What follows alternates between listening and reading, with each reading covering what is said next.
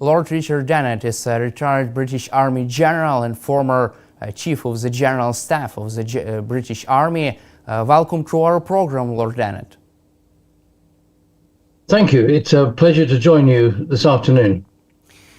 US President-elect Donald Trump said that Russia had already lost the war against Ukraine because it has suffered 600,000 casualties. According to Donald Trump, Vladimir Putin should consider a possibility of reaching a ceasefire in Ukraine. Meanwhile, Ukrainian President Volodymyr Zelensky said that Donald Trump and Vladimir Putin is afraid only of Donald Trump. That's why Trump can force Vladimir Putin to reach a ceasefire. Is he right, and is Donald Trump able to get Vladimir Putin to a negotiation table in Ukraine?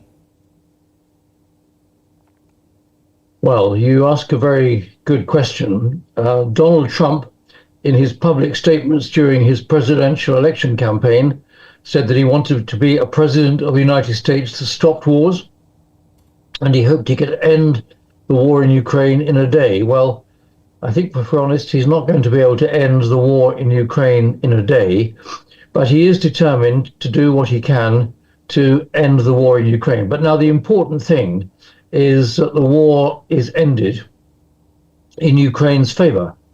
You're right to say that the Russians have lost a tremendous number of casualties, killed and wounded during the war. They seem to have no regard for human life at all, and that is a tragedy for Russian families, for Russian soldiers. But it means that the war really should come to an end, but it should come to an end in Ukraine's favor, and that means there is a lot of emphasis on countries in the West, United States, United Kingdom, Britain, France, other allies, many countries who are supporting Ukraine. We need to do all that we can to put Ukraine and Ukraine's military in a position of dominance on the battlefield. So if your president decides the time has come to negotiate, he can negotiate in a position of strength and not in weakness. From your perspective, can Ukraine negotiate with Russia right now from a position of strength? And another question, what is your assessment of Trump's plans to create a demilitarized zone in Ukraine and freeze the front line in the war in Ukraine? Well, I think we have to accept that after 2.5 years of fighting, the Ukrainian military is not going to be able to defeat the Russian army on the battlefield, and is not going to be able to push the Russian army out of the eastern provinces of Ukraine. I think we have to accept that that is not going to happen. So there is going to have to be a negotiated settlement. And it is important that Ukraine is in a position of strength. Now, Ukraine has been very clever and very sensible in an operational way to push into part of Russia, into Kursk Oblast. So that's a strong bargaining position that Ukraine is holding. But the issue is then going to be, what is the ceasefire and what are the peace agreements going to look like? I'm sure that the Ukrainian government will not want to surrender sovereignty over any of the territory of Ukraine. In other words, all of Ukraine that officially belongs to Ukraine will remain part of Ukraine, even if for a time some of it is still occupied by Russian troops. Now, you talk about, should there be a buffer zone? Well, it is important that if the fighting is going to stop and not to restart, that there are mechanisms in place whereby Russia can't start the war again and reignite the violence. So it may well be that one of the terms of negotiation is some form of buffer zone. And then the question is, who is going to police that buffer zone? Will the Russians accept NATO troops from countries like the United Kingdom, United States, France and Germany? Or will they insist that they are from non-aligned countries like South American countries or India or Pakistan, for example? Now, I don't know the answer to those questions, but all these are issues that are going to have to be sorted out over time around a negotiating table. But as I say, the really important thing is that until then, we continue to support Ukraine to the maximum degree possible to put the Ukrainian military in the strongest possible position so that the Ukrainian government is in the strongest possible position when it comes to negotiations. I would like also to cover with you technical point of this buffer zone. Are NATO allies, are those European countries ready to enforce such long buffer zone, because the front line is more than 1,000 kilometers, and are the British, French, German and other governments ready to commit such high numbers of troops to properly enforce such long buffer zone inside Ukraine? Well, that is a very good question. And to be frank, I'm not sure what the answer is. There are many of us in Western countries like United Kingdom and France and Germany who have been calling on our governments to increase our expenditure on defense to make sure that we have the soldiers, sailors and airmen and the equipment that we need to uphold our security responsibilities. So I think it's going to be a very big ask as to whether these Western European countries, even if Russia agrees to it, would have enough manpower to man this buffer zone. I think it will have to be a buffer zone that is subject to very intense surveillance from satellites and from drones, to watch very carefully what the opposing sides are doing, and to make sure there are enough troops on the ground that can react if there are incursions. But all these things are technical matters. They're going to have to be sorted out by negotiation, and it won't be quick and it won't be easy. And certainly for Western countries, it'll be expensive. Also, Polish Prime Minister Donald Tusk said that the early stages of negotiations could begin as early as next year, at the beginning of the next year, this winter. How much time it could have how much time would it take for Ukraine, Russia and our allies to reach at least a ceasefire agreement from your perspective? Could it take months, years to negotiate a peaceful settlement of this war? Well, again, you ask another very good question. It will all come down to the intentions of the leadership of Russia and the intentions of the leadership of Ukraine. Now, if Mr. Putin is willing to agree to a ceasefire and to agree to have talks about how the war can end, then it could happen quite quickly. But if he is not willing to do that, then you can't force him to a negotiating table. And therefore it may mean that there are more weeks and months, and heaven forbid, further years of fighting before the leadership of the warring parties feel that they want to come to a negotiating table. But it won't happen quickly until the leadership on both sides decide that the moment has come to talk, to stop, and to try and find a peace formula. From your perspective, how can Donald Trump and another US allies force Vladimir Putin to negotiate a ceasefire in Ukraine by allowing Ukraine another strikes deep inside Russia with other missiles, or just by continuing to supporting Ukraine during this time before and after the beginning of the negotiations? What are the main instruments in the hands of Donald Trump which could help to force Vladimir Putin to negotiate with Ukraine in good faith? Well, I think there are several things that can be done. One is to increase the economic sanctions on Russia. I mean, there is no doubt, whichever way you look at the Russian economy, it is struggling at the present time because of the cost pressures of the war. So to put more economic sanctions on Russia will undoubtedly have an effect which could well influence Vladimir Putin. But I think also third parties, and I'm particularly thinking in terms of China, if pressure can be put on China to persuade Vladimir Putin that frankly the war is getting him nowhere, then this could have quite an influence as well. Russia and China claim to have a very strong relationship, but there is no doubt that China is the strongest partner in that relationship at the present moment. So I think if pressure could be put on President Xi for himself to apply pressure to President Putin, then that's another way in which peace talks and negotiations can be accelerated to a successful conclusion. In our previous interview conversation more than a year ago, we also covered the Putin's inner circle, and you said that Putin's general could decide to remove him from the power, could change the regime in Moscow. And my first question would be, what, from your perspective, what could those Putin's generals and his inner circle, what could they think about ceasefire? Would they be in favor of such scenario from your perspective? Well, I still maintain that point of view, that the section of leadership in Russian society that feels the cost of the war most strongly are the generals at the top of the army. They have seen the army that they have constructed and trained and led for many, many years being destroyed in very large numbers. So you could actually argue that if they had the moral courage to stand up to Putin, that the generals could be the one to say, Mr. President, this war has got to end.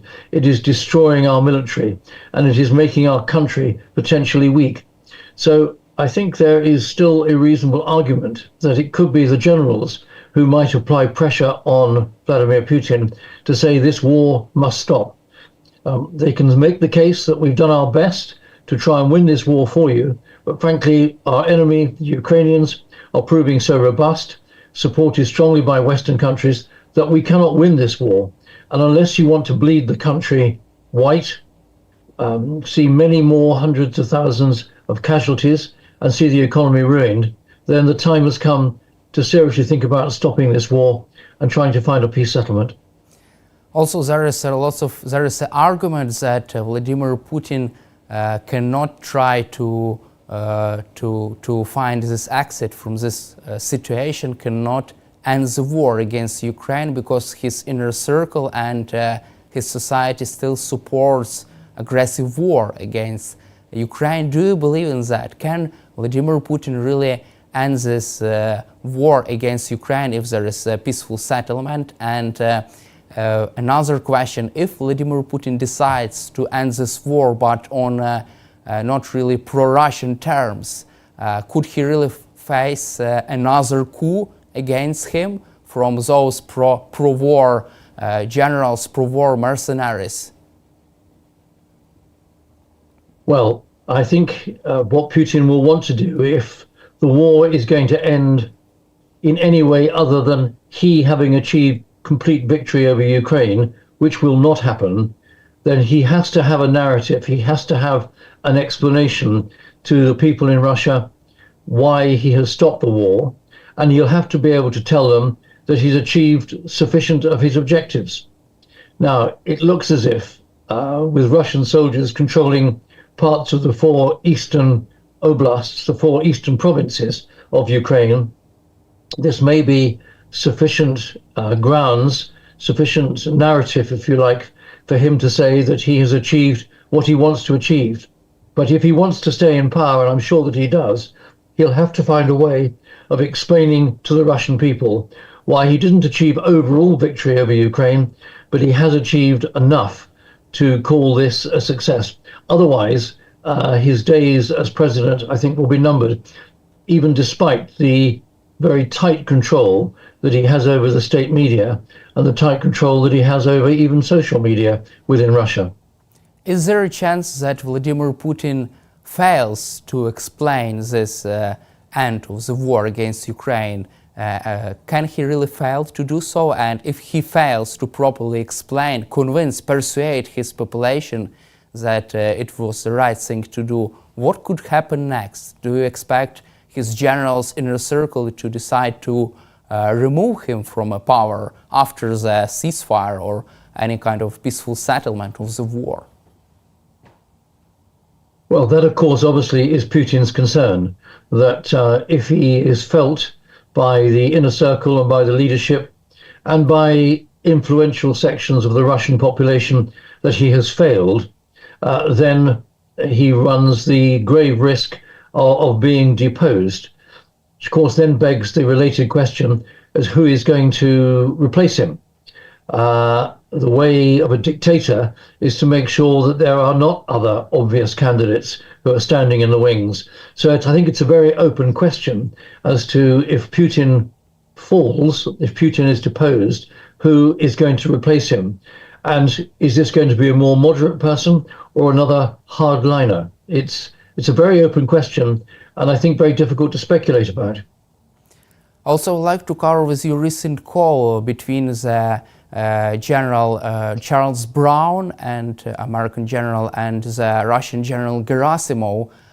In the recent phone call, Gerasimov said that the launch of Russia's intercontinental ballistic missile was not a kind of response to American decision to allow Ukraine to strike inside Russia. So he just has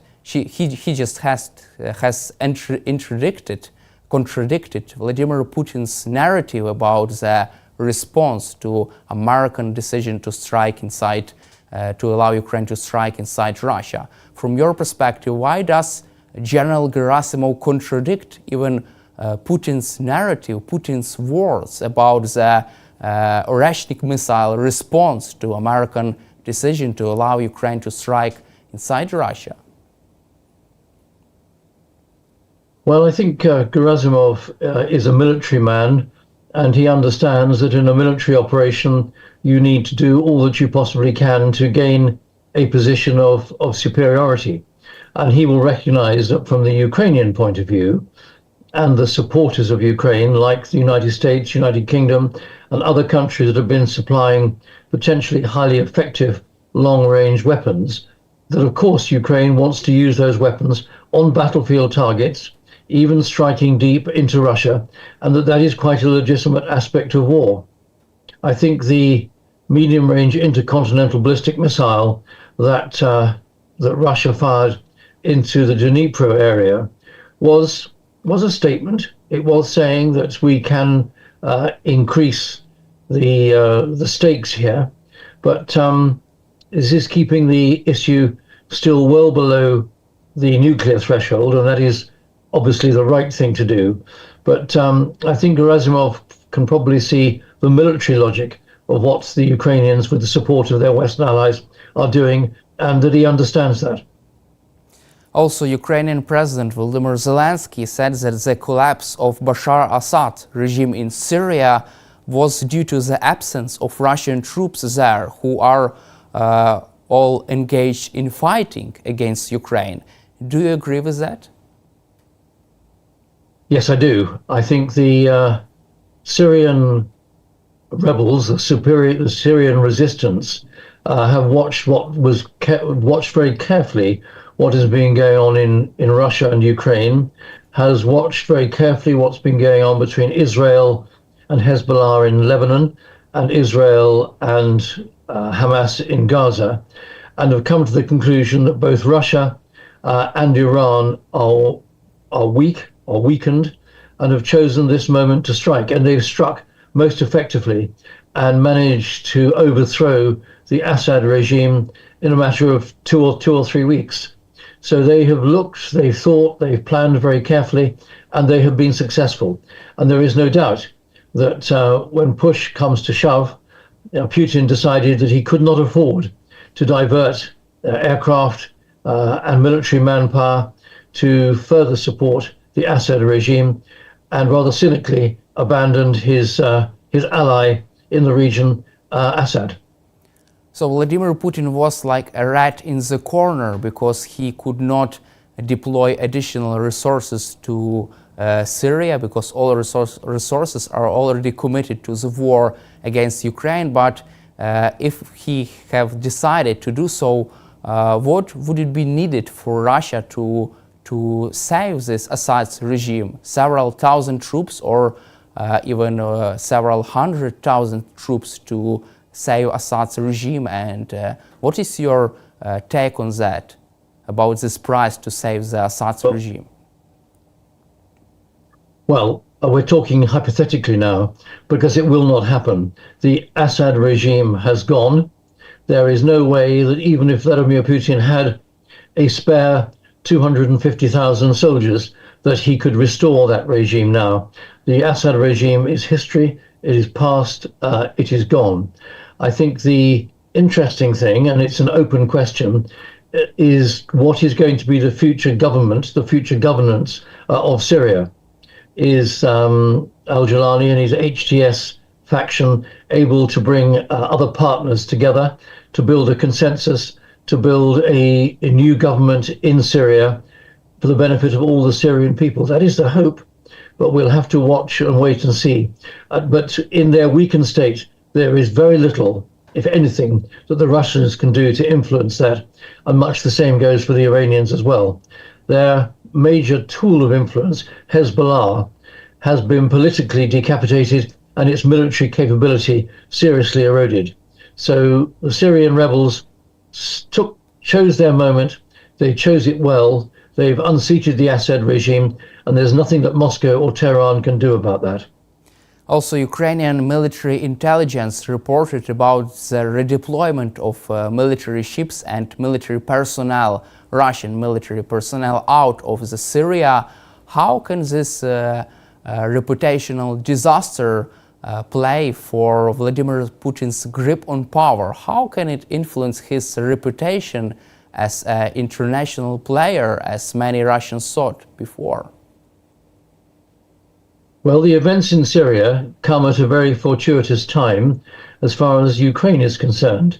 If you go back to our earlier conversation about potential negotiations, Ukraine needs to be able to negotiate in a position of strength, and ideally with Russia in a position of weakness. And what has happened in Syria undoubtedly weakens Russia's position, and therefore this is very much to Ukraine's advantage. If, excuse me, if there are going to be negotiations starting early in the new year, encouraged by Donald Trump. Also, Israel has conducted airstrikes on Syrian strategic weaponry, chemical weapons and cruise missiles and other items of Bashar al-Assad strategic weaponry. Also, the Israeli Prime Minister Benjamin Netanyahu said that Israeli government is trying to take all the actions needed to ensure Israeli security with regard to the new situation in Syria. Does it mean that Israel is trying to exploit current situation in Syria in its own favor? Well, to an extent, Israel is trying to do that, but then you have to put it in the widest possible context that Israel has the right to defend its own security. It is surrounded by Muslim Arab countries. It has been fighting against Hezbollah and Hamas, whose sworn objective is the eradication of the state of Israel. And you only have to go back a few decades when all Arab countries, such as Syria and Egypt and Jordan, were vowed to eradicate Israel. So if Israel is taking the opportunity to increase its own security by making strikes against what it believes are Syrian chemical weapon depots and possible other weapons that the Syrians have got, I think they're doing it more to protect their own security rather than trying to influence the future government and future governance of Syria. So I think if you see it in that context, while I don't agree with it, I can understand why Israel might be doing these things at this precise moment. Also, Israeli Prime Minister has announced its military has temporarily seized control of a demilitarized zone in the Golan Heights, saying the 1974 agreement with Syria had collapsed with the rebel takeover of the country. What is your reaction to this incursion into the Golan Heights by the Israeli armed forces? Well, I'm afraid it's an extension of what we were just talking about. In the new circumstances, a country like Israel, which is determined to preserve its own security, will take advantage of the new circumstances and try and push to increase its own security. It's opportunistic.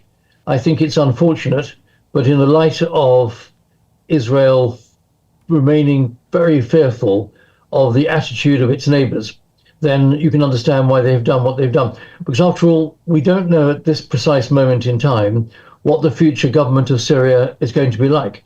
We would hope that it might be a more moderate government. It might be a government that is interested in Syria for the Syrian people, to try and build up the Syrian economy, try and restore its infrastructure, and not have malign attitudes as far as Israel is concerned. But of course, from Tel Aviv's point of view, they can't guarantee that at the present moment. So you can understand why they might be pushing to improve their own security situation, albeit it is taking advantage of an unfortunate set of circumstances which have occurred in Syria for other reasons. From your perspective, is there a chance for democratic elections in Syria after this recent developments, and what kind of roles the United States, the United Kingdom and other allies can play in ensuring Syrian future, democratic future of Syria? Well, I think countries like the United States, the United Kingdom, and other Western countries need to be very careful about what they hope for and what they try and achieve. I think the track record of interventions in Iraq, of intervention in Libya by Western governments hoping to impose a democratic government, that outcome has been pretty poor. So I think we need to leave it to the Syrian people to work out how they want to govern their own country in the future.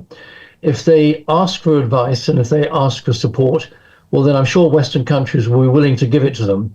But that is very different to us intervening and us imposing what we believe are important values and standards that we believe in on other people.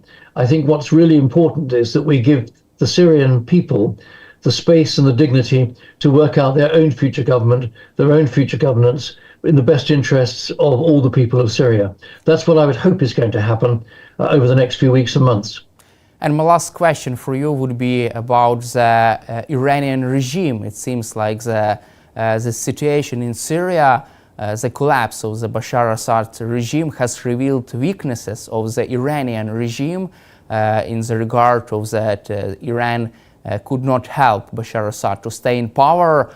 How can this development and this weakness of the Iranian regime influence its cooperation with Russia in regard of the support for Russia's war effort?